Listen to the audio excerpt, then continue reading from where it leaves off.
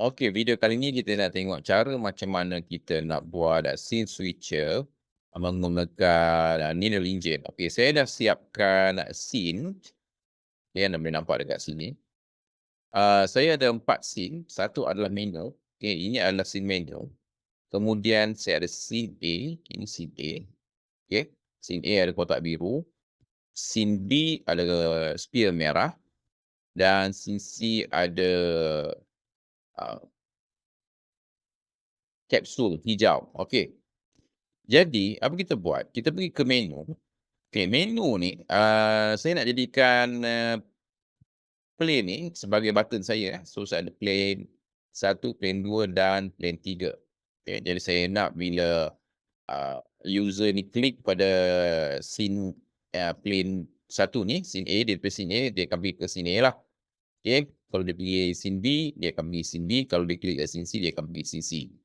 Okey, jadi apa yang berlaku dalam Nida sebenarnya, dia tak melompat tau, tapi dia menarik masuk scene ke dalam scene menu ni. Okey, scene A ni dia menarik masuk ke dalam scene menu.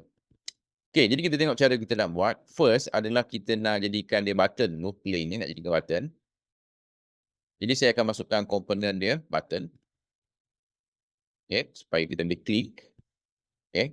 Dan untuk keselamatan, saya akan tambah objek raycast. Okay. Objek raycaster.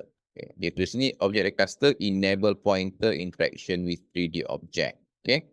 Jadi setiap plane ni saya akan masukkan komponen yang sama. Objek raycaster. Kemudian saya akan masukkan button. Okay. Dan yang ketiga pun sama. Button, objek raycaster.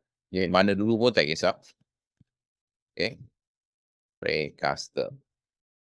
Objek raycaster. Okey, jadi apa kita buat sekarang?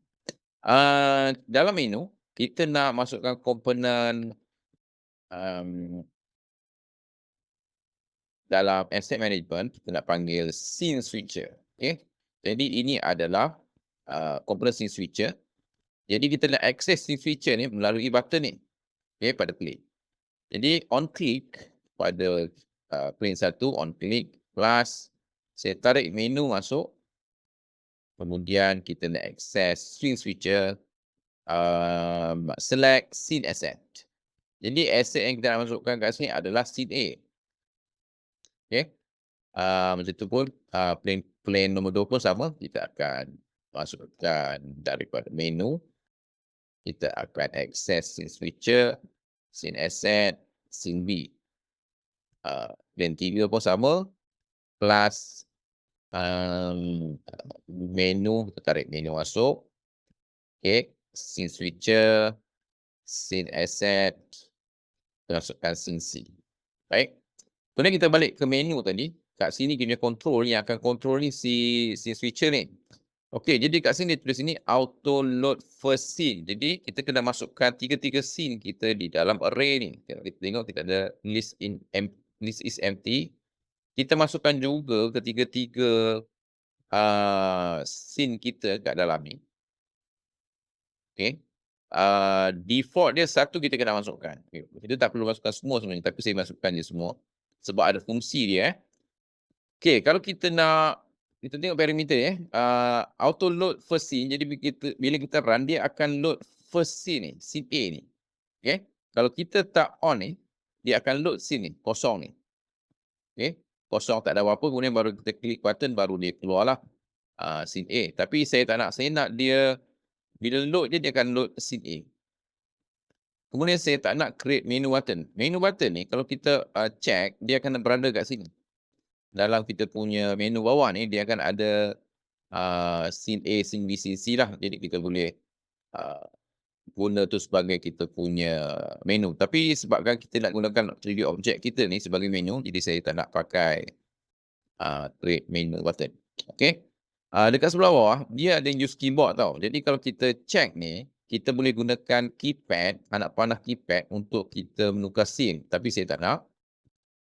Kemudian kita ada swipe. Okay, swipe ni kalau kita guna phone, kita boleh swipe screen tu untuk kita tukar scene. Pun saya tak nak. Jadi kalau projek anda nak gunakan feature macam tu, boleh onkan yang ini. Jadi itu saja. Okay. Itu saja, kalau tak salah saya itu saja. Alright. Jadi apa kita buat, kita nak test, save. Okay, kita tunggu, kita tengok. Alright, dia terus load dalam scene A, the menu ni, kita tengok kita ada menu. Kalau ikutkan scene A ni kita tak ada menu kan, kita cuma ada benda ni saja. Jadi apa sebenarnya berlaku adalah scene A ni dia tarik masuk ke scene menu. Dan juga kalau kita klik scene B, okay, ni scene B, scene C. Alright. Okay, jadi disebabkan menu tu memang akan berada dekat semua-semua scene, sebab tu dia punya konsep dia buat macam tu. Okay. Alright, jadi itu saja cara, itu saja untuk kita belajar macam mana kita nak buat scene switcher di dalam Unity Little Engine. Okey, terima kasih.